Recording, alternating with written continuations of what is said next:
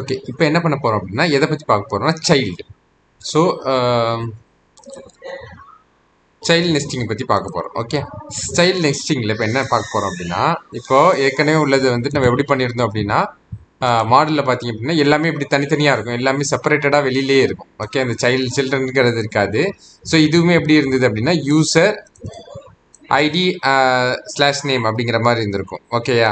So இது என்ன பண்ணுறோம் அப்படின்னா இதுக்கு முன்னாடி எப்படி இருந்திருக்குங்கிறதையும் காமிச்சிடுறேன் நான் உங்கள்கிட்ட. சில்ட்ரன்கிறது இருக்காது. ஓகே, அதுக்கு பதிலாக இப்படி இருந்திருக்கும். ஓகே, இங்கே இருக்க மாதிரி. ஸோ இதில் வந்துட்டு user dot ID dot name அப்படின்றது இருக்கும். ஓகே, ஸோ இப்போ என்ன பண்ணுறேன் அப்படின்னா இந்த யூசர்ஸ்குள்ளே தான் வந்துட்டு இந்த யூசர்ஸை கிளிக் பண்ணால் தானே இதுக்குள்ளே வருது. ஓகேயா? ஸோ அதையே நம்ம வந்துட்டு இப்போ இது மாதிரி பார்த்தோம் அப்படின்னா எதனால அப்படின்னா இது மாதிரி நிறைய இப்போ எக்ஸாம்பிளுக்கு பார்த்தோம் அப்படின்னா இப்போ நான் என்ன நினைக்கிறேன் அப்படின்னா முன்னாடி இதை கிளிக் பண்ணும்போது எல்லாமே செப்பரேட்டாக வரும். யூசர் டாட் ஐடி கமாண்ட்கிற போது எப்படி வரும்னா யூசர் நேம் கொடுத்தேன் அப்படின்னா செப்பரேட்டடாக இங்கே வந்து டிஸ்பிளே ஆகும். யூசர் பாத் யூசர் காம்போனன்ட். ஓகே, ஸோ நம்ம ஏற்கனவே பார்த்தது அந்த எக்ஸாம்பிள் வந்து ஏற்கனவே பார்த்தோம் இல்லையா? ஸோ அதே மாதிரி ஒர்க் ஆகும். ஓகே, நம்ம கிளிக் பண்ணும்போது எப்படி வரும் அப்படின்னா ஸோ அது வந்து அடுத்த ஸ்க்ரீனில் வந்து நமக்கு டிஸ்பிளே ஆகும். ஓகே, ஸோ இதுக்கு வந்துட்டு நமக்கு என்ன பண்ணணும், ஒரே ஸ்க்ரீனில் வரணும்.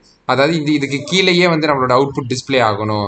ஸோ செப்பரேட்டாக வந்துட்டு இப்போ வந்து எக்ஸாம்பிள் யூசர் வித் ஐட்டினா முன்னாடி இப்படி வந்து டிஸ்பிளே ஆகிட்டு இருந்தது. ஓகே, அப்படி இல்லாமல் எனக்கு இந்த யூசர்ஸ் கீழேயே எனக்கு டிஸ்பிளே ஆகணும் அப்படின்னு நினைக்கிறேன் அப்படின்னா ஸோ இதுக்கு என்ன பண்ணலாம்னா சைல்டு நெஸ்டிங்கை பற்றி யூஸ் பண்ணலாம். சைல்டு நெஸ்டிங்க்கு வந்துட்டு இப்போ என்ன பண்ணுறேன்னு பார்ப்போம்.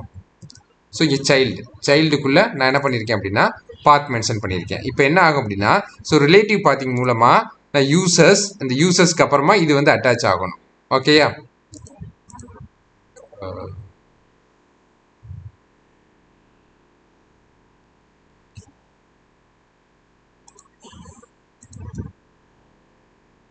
சரி, ரிலேட்டிவ் பாத்திங் கொடுக்கக்கூடாது.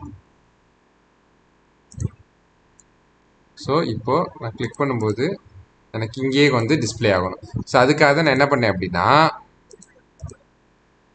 சில்ட்ரனில் கொடுத்துருக்கேன். ஓகே, ஸோ இது மொத்தம் வந்து 2 கீ வேல்யூ தான் நம்ம பார்த்துருப்போம். மூணாவதாக ஒரு கீ வேல்யூ வந்துட்டு என்ன சில்ட்ரன். அந்த சில்ட்ரனுக்குள்ளே என்னென்னா நிறைய இது வந்து நம்ம பாஸ் பண்ண முடியும். அதனால இது அரேயில் கொடுத்துருக்கேன். இந்த அரேக்குள்ளே ஒன் ஆஃப் த ஆப்ஜெக்டாக வந்துட்டு நான் இது ஒரு இதை பார்த்தையும் ஒரு காம்பனண்ட்டையும் நான் வந்து இங்கே கொடுத்துருக்கேன். அதில் என்ன கொடுத்துருக்கேன் அப்படின்னா அந்த யூசர்ஸோட ஐடி அண்ட் நேம் அட்டாச்சாக வரணும். ஸோ நமக்கு அப்படி தானே இருந்திருக்கு. இப்போ நான் இப்போ யூசர்ஸ் போகிறேன்.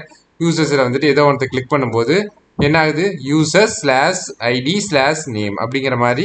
ஸோ இந்த ரிலேட்டிவ் பாத்தோட நமக்கு அட்டாச் ஆகிட்டு வருது. ஓகே, ஸோ இப்போ இதுதான் வந்துட்டு சில்ட்ரன். இந்த சில்ட்ரன் கொடுக்கும்போது நம்ம என்ன பண்ணணும் அப்படின்னா நார்மலாக இது மொத்தத்தோட அவுட்லெட்டுமே நம்ம எங்கே டிஸ்பிளே பண்ணியிருப்போம் அப்படின்னா ஆப் காம்பனண்ட்டில் பார்த்தீங்கன்னா ரவுட்டர் அவுட்லெட்னு கொடுத்துருப்போம். ஓகேயா?